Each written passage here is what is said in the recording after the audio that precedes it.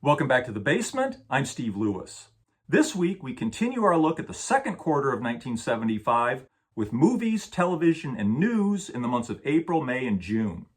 Next week we'll talk about the Beach Boys in the very busy second quarter as part of our discussion of the Spirit of America collection. Let's get started this time with a look at new movies. Death Race 2000 opens on April 27th. It's a low-budget sci-fi movie featuring the star of TV's Kung Fu, David Carradine. Like pretty much all sci-fi of the 70s prior to 1977, it depicts a dystopian future.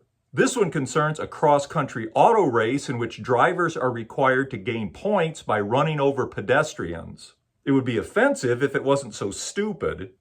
On April 28th comes the New York premiere of Monty Python and the Holy Grail. With Monty Python's Flying Circus just beginning to air on U.S. television the prior fall, it's a little confusing that there's a Monty Python movie all of a sudden. In any case, my friends and I were eager to see it. My initial impression was that it had some really funny scenes and a few that missed, strung together by people who really didn't know how to make a proper movie.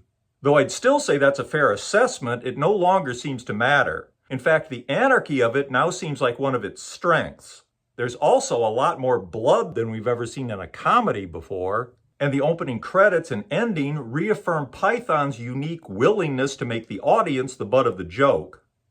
On May 8th comes The Happy Hooker, a critically panned movie version of Zavera Hollander's critically panned but immensely popular memoir. The movie will be popular too, hitting #1 for 2 weeks beginning May 14th. On May 21st, we get Burt Reynolds and Art Carney in the rural crime caper comedy W.W. and the Dixie Dance Kings. Also on May 21st, we get Clint Eastwood directing and starring in the crime thriller The Eiger Sanction. Also opening on that day is Breakout, starring Robert Duvall as an innocent man sentenced to 28 years in prison who breaks out with the help of a helicopter piloted by Charles Bronson. It's loosely based on a true story. It'll be #1 at the box office for 2 weeks beginning May 28th. Another film opening on May 21st is The French Connection Part 2. Gene Hackman is back as Popeye Doyle, and though it's nowhere near as revered as the 1971 Best Picture Oscar-winning original, it'll get decent reviews and do respectably well at the box office. And also released that day is another sequel, actually the 4th film in Blake Edwards' long-running series, The Return of the Pink Panther, starring, of course, Peter Sellers as Inspector Jacques Clouseau. It'll be #1 at the box office the week of June 18th. Love and Death, Woody Allen's satire of Russian literature and historical epics, co-starring Diane Keaton, opens on June 10th. It'll top the box office the week of October 1st after Jaws finally drops from #1. Opening on June 11th is Nashville. Robert Altman's sprawling satirical drama musical has a running time of 2 hours and 40 minutes, multiple storylines with 24 main characters, and an hour of musical numbers. It'll be highly acclaimed and nominated for 5 Academy Awards, including Best Picture and Best Director. It'll win the Oscar for Best Original Song for Keith Carradine's I'm Easy, which will be a #17 hit. I've got to admit, this one escapes me. I've made a point of watching it at least twice, and I don't think I've ever made it all the way through. Opening on June 20th is Jaws. I remember there was a pretty widespread feeling before it was released that the film was going to be a quick cash-in to capitalize on the immense popularity of the book. Of course, things turned out considerably different. It stars Roy Scheider, Richard Dreyfuss, and Robert Shaw. The director, Steven Spielberg, was responsible for last year's Sugarland Express and is probably best known for the 1971 made-for-TV movie Duel. Jaws is intense, riveting, slightly disgusting, funny, and unpredictable. Every scene is memorable. In short, it's great storytelling. Escaping from the summer heat into an air-conditioned theater set the mood for the underwater scenes. For me, it was the first time I ever actually screamed during a movie. I remember the audience screamed and then laughed when they realized they'd been taken in. It made it feel more like a group carnival ride than a film. On TV and in movies, menacing sharks had always appeared to be about 6 or 7 feet long. When the shark is finally revealed, nobody is really prepared for a 25-foot monster.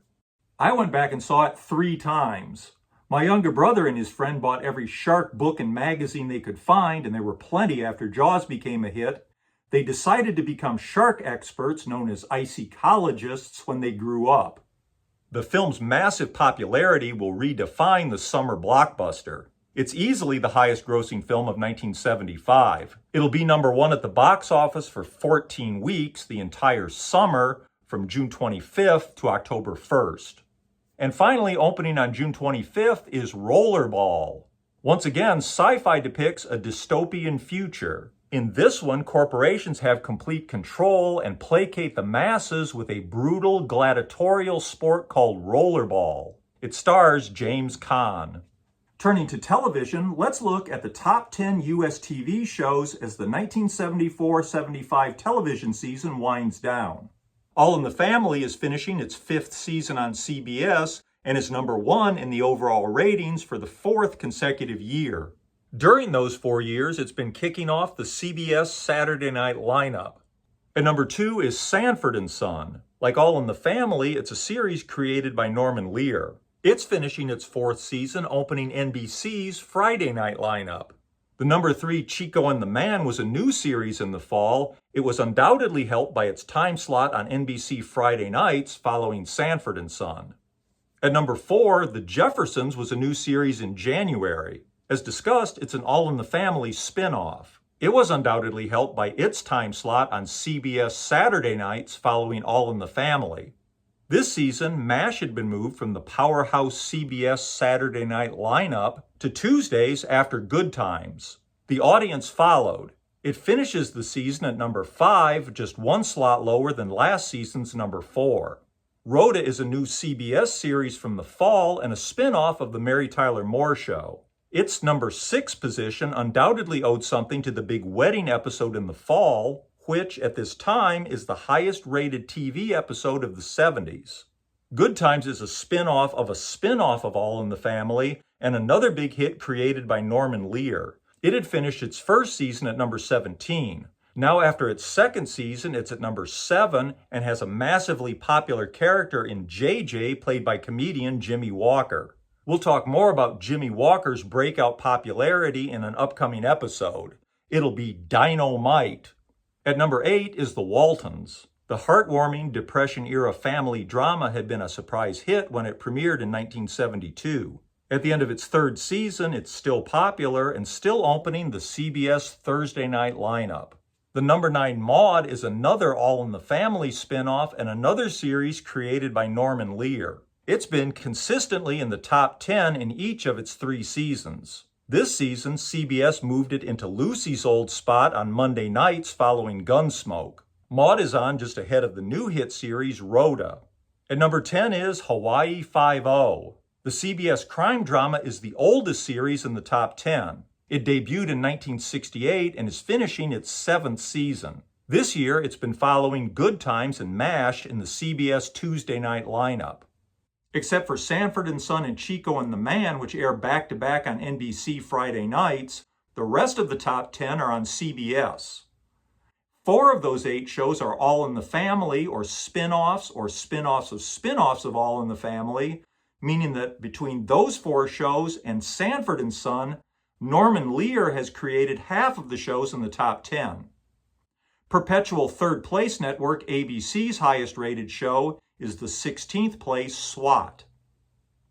On June 26th, Sonny and Cher, who had separated over a year earlier, are officially divorced. 4 days later, on June 30th, Cher marries musician Gregg Allman, with whom she's been involved since January. Cher will file for divorce 9 days later, though the couple will soon reconcile and won't finally divorce until 1979. Turning to notable news, on April 30th, South Vietnam's independence ends with the fall of Saigon as North Vietnamese and Viet Cong troops take the capital city.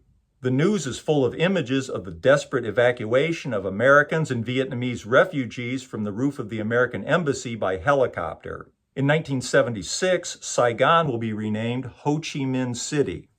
In much lighter news, later in the spring, a new fad begins sweeping the nation: mood rings. The television commercial explained it. You are about to witness the most amazing man-made jewelry ever created, the original multicolor mood ring. This is the ring that senses your deepest feelings. Scientifically developed, the incredible chromostone senses thermal changes deep within your body, reflects all your mood changes in a fascinating kaleidoscope of color, responding to your deepest secrets, your most hidden emotions. The beautifully crafted multicolor mood ring reveals your subconscious feelings in a myriad of breathtaking color, black to brown, yellow, green, to the most desired shade of violet blue. Discover the mysterious power of the multicolor mood ring in elegant gold or silver tone settings. Dare to wear the original multicolor mood ring with the fascinating chromostone. Only $5 while supplies last. The ring came with a chart that explained which emotion was associated with each color. Apparently, the ring contained liquid crystals that changed color in response to warmth. My mom actually held on to her original 1975 mood ring and loaned it to me for this episode.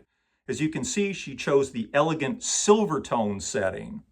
She told me that the fascinating chromostone had stopped working a long time ago, but as I was fooling around with it just now, it changed from kind of a blue-gray to more of a blue-green, indicating that I am emotionally charged but relaxed. That'll do it for this week. Thanks, Mom, for the loan of the mood ring. I don't know how you feel about it since I have your mood ring. For the rest of you, I hope this elicited the desired shade of violet blue. Please join me next week when we'll talk about the Beach Boys and the Spirit of America collection. In the meantime, I look forward to your feedback. Please hit like if you don't mind, subscribe if you haven't. Have a great week. Bye.